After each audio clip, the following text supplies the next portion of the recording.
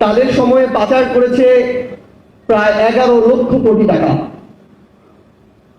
যেটা দিয়ে 35-40টা পদ্মা সেতু নিমিষে বানানো যেত। যেই পদ্মা সেতু নিয়ে এত গৌরব, সেখানেও প্রায় 30-40% টাকা তারা লুটপাট করেছে। আমরা দেখলাম সেই শেখ হাসিনা গর্বের সাথে নির্লজ্জভাবে বলছে যে তার পিয়নেরই প্রায় 400 কোটি টাকা আছে। অর্থাৎ একজন পিয়ন কতটা লুটপাট করলে সে 400 কোটি টাকার মালিক হতে পারে। তাদের ভূমিমন্ত্রী সাইফুজ্জামান, তার শুধু লন্ডনে বাড়ি ছিল 360টা। মানে আমি শুধু এই কথাটা বলি যে তার শরীরে হাড় 206টা, মৃত্যুর পর এক একটা হাড়কে, তার এক একটা বাড়িকে যদি এক একটা কবর মনে করে এক এক জায়গায় রাখা হয়, তাও অনেক বাড়ি বেঁচে যাবে। তো বাড়ি থেকেও এরকম অসংখ্য তাদের মন্ত্রী ছিল, যেখানে এই এক মন্ত্রী সাইফুজ্জামান প্রায় 10,000 কোটি টাকা পাচার করেছে। আপনি দেখবেন, ভাইরা বলেছেন ব্যাংকিং খাত নিয়ে, যে এক সালমান এফ রহমান প্রায় 7টা ব্যাংক থেকে 36,000 কোটি টাকা লুটপাট করেছে। এবং শেখ হাসিনার পরে 3-4টা মানুষ মিলে শেখ হাসিনার 3-4টা হাত হিসেবে পুরো বাংলাদেশকে এভাবে নিয়ন্ত্রণ করতো, লুটপাট করতো।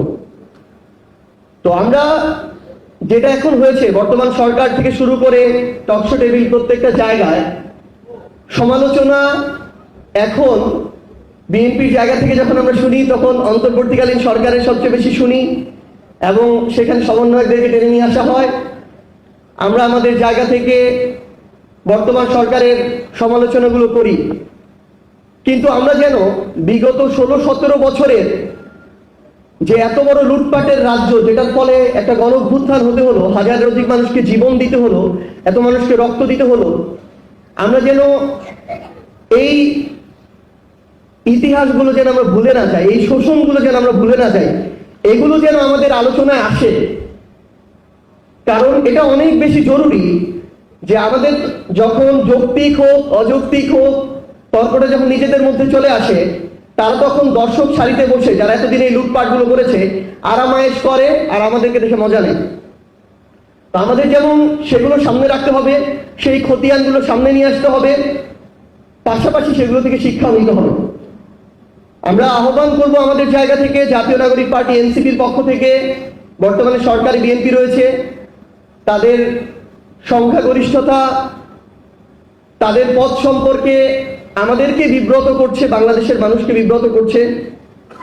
আমরা তাদেরকে আহ্বান করব যে বাংলাদেশে যেন আগামীতে আর মেগা প্রকল্পের নামে মেগা ডাকাতি না হয়।